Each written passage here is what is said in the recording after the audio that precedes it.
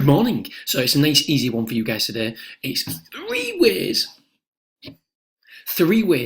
to trade a front runner. Yes, three ways. Now, for those of you who have signed up to my front running email, we are having problems with it. It's a lot more technically challenging than we ever realised. Basically, what we've got to do, if anybody knows how to do it, by the way, please get in touch because we've got some experts who are just can't seem to do it at the minute. So basically what we're trying to do is export all this information automatically, so leaders, last three runs, and export it into ConvertKit and send it out to a list. We can export it to G Suite, but we can't get it across to ConvertKit. Now the problem is G Suite only allows us to send 500 emails at a time, and there's way more than that now who's signed up for it. So bear with us, guys. We really, really are on that. I promise you.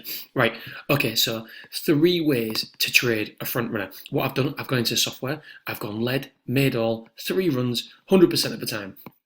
For those of you lucky 500 who get the email every single morning, you will see something like this today. The first one, Equinano Springs.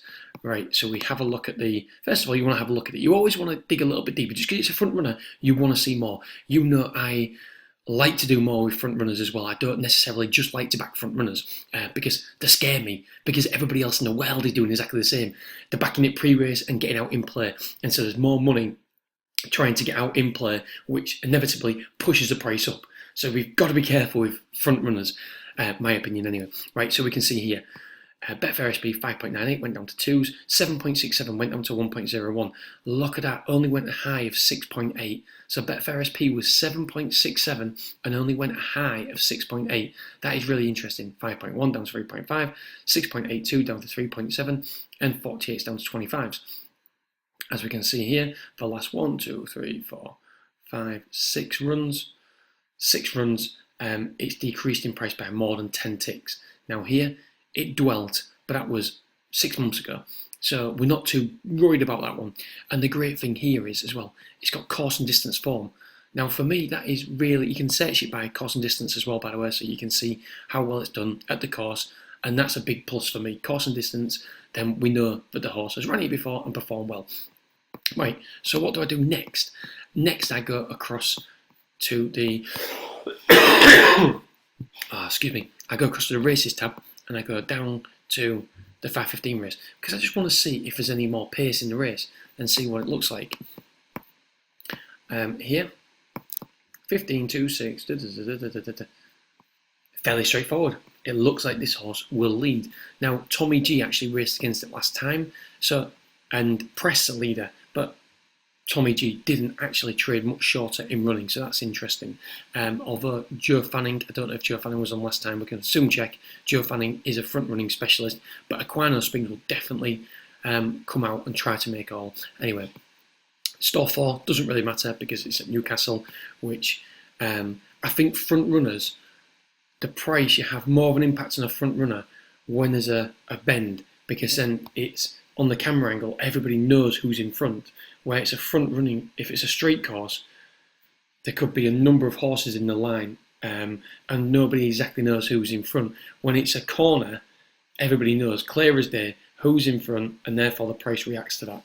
Anyway, so I just want to show you some quick replays really, really quickly. Equinano Springs, come on, come on. It's good to be back, come on. Don't know why I start singing. Okay, so Stalling 7. There it is. Yellow hat. Ball straight out. There's our old friend Tommy G, whatever it is. Just interestingly, watch this horse at the back of the field. He actually raced against Equinano Springs last time out and finished second to him. To Hare, don't know. Don't really matter, does it? So fast forward it here. Look at this horse here, right? Tommy G tried to go the pace of Equinano Springs, and look what's happened to Tommy G. Look at that little horse there. The only who's ever fallen out, look at that. I'd be worried if I had money on this horse. But Tommy G's just gone down. Look at this.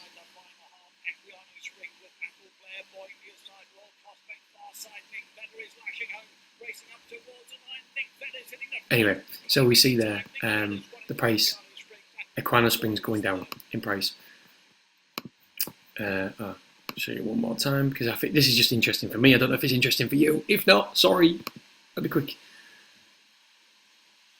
Right, that one who won the race last time, this is running against it today. This is the previous race. So if we look, Equino Springs gets out well, and there are horses that we're looking at. There he is at the back there.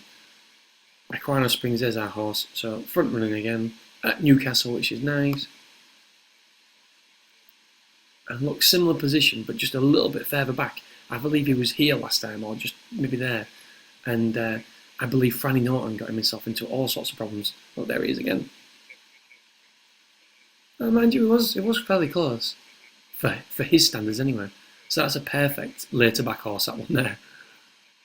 He's kicked, gone. Like he's realised now, oh crap, I need to do something. And off he goes. So he stole the race. Next time out, that one beats that one very comfortably. Anyway, something that I was interested in anyway. Right, okay. Enough boring stuff now. Right, how are we going to play this? What's the 3 different ways? Right, the 3 different ways are we can back Equino Springs at 4.9. Use your own stake, whatever you want to do. And you can decrease by 10 ticks. 10 ticks at this sort of price gives you bare minimum of 20% profit. Obviously, if this one wins, Equino Springs wins, it gives you 39% profit. Or you could even do 8 ticks. 8 tick strategy, how about that? 8 tick strategy. So 10, 9, 8. Yeah, 8 tick strategy gives you around about 20%. So let's call it the 8 tick strategy. And yes, we have just made this up. 8 tick strategy. Right, that's one way to do it. And I'm sure that Equino Springs will go down 8 ticks.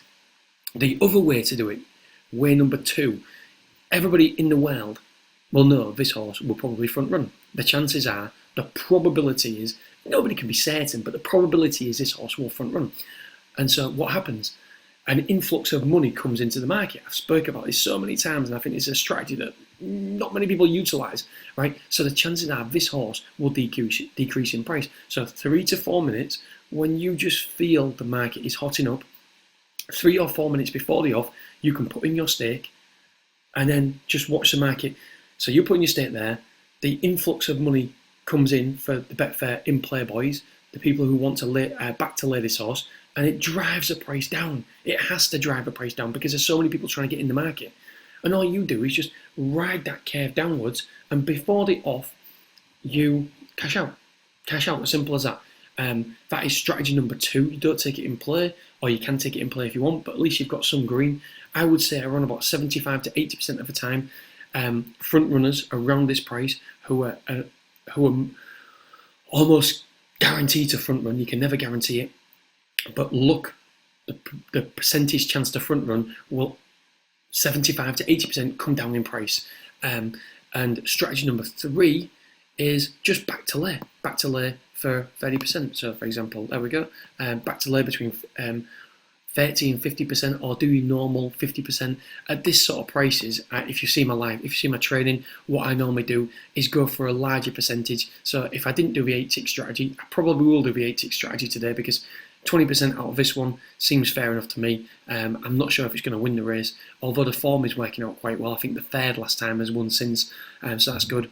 So if I want to do 50% strategy, then I would just, Zach's up by the way, of course he's up, he's been up and down since 1 o'clock. Right, so 150, 50%, and all you do is find out. This is not using many software, by the way, and we just tab down until we get our desired profit. There we go, 3.25. Don't know how many ticks that is.